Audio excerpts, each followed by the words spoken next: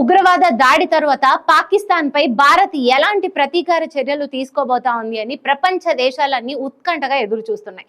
And Pakistan కూడా మనం భారత్ నుంచి ఏదో ఒక విధంగా యుద్ధం ప్రకటిస్తామని తెలిసే అన్ని విధాలుగా మేము సన్నద్ధమై ఉన్నాము అన్నట్టు ఏదో తూతుంబరి మాటలు మాట్లాడుతూ మన వైపు ఎన్ని మిసైళ్లు ఎక్కుపెట్టి ఉంచామని, లేకపోతే అణుబాంబులు మా దగ్గర ఉన్నాయని ఏదేదో మాటలు మాట్లాడుతూ ఉన్నారు. కానీ మన భారత ప్రధాని మాత్రం చాలా స్తబ్దుగా సైలెంట్ గా టైం కోసం వెయిట్ చేస్తా ఉన్నట్లయితే తెలుస్తా ఉంది. ఎందుకు ఈ మాట అంటున్నాను అంటే, పెహల్గాం దాడి జరిగింది ఏప్రిల్ 22. ఆ రోజు నుంచి ఈ రోజు వరకు చూసుకుంటే కరెక్ట్ గా 7 రోజులు అయింది.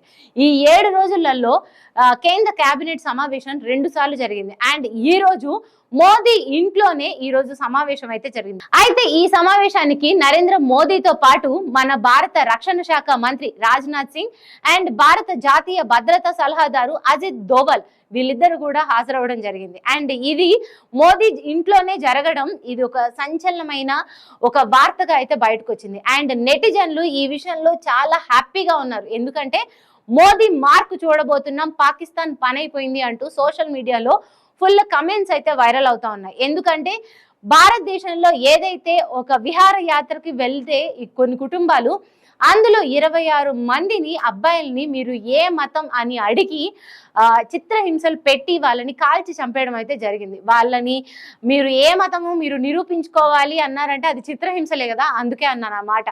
అలా చంపిన వాళ్ళ మీద ఎప్పుడెప్పుడు మన భారత్ ప్రభుత్వం కక్ష తీర్చుకుంటుందా అని మన ఇండియాలోని ప్రతి ఒక్కరూ వెయిట్ చేస్తా ఉన్నారు. ఆ రోజు నుంచి ఈ రోజు వరకు అంటే దాదాపు 7 రోజుల నుంచి భారత యువకులంతా కూడా అదే న్యూస్ ని చూస్తా ఉన్నారు. ఏం జరగబోతోంది, ఇంకేమన్నా కొత్త విషయాలు తెలుస్తున్నాయా, లేకపోతే మోదీ ఎలాంటి స్టెప్ తీసుకోబోతున్నారు అనే దాని మీద వెయిట్ చేస్తా ఉన్నారు. అయితే మోడీ ఈ రోజు ఇంట్లోనే సమావేశం అవడం అయితే చాలా ప్రాధాన్యతనైతే సంచరించుకుంది.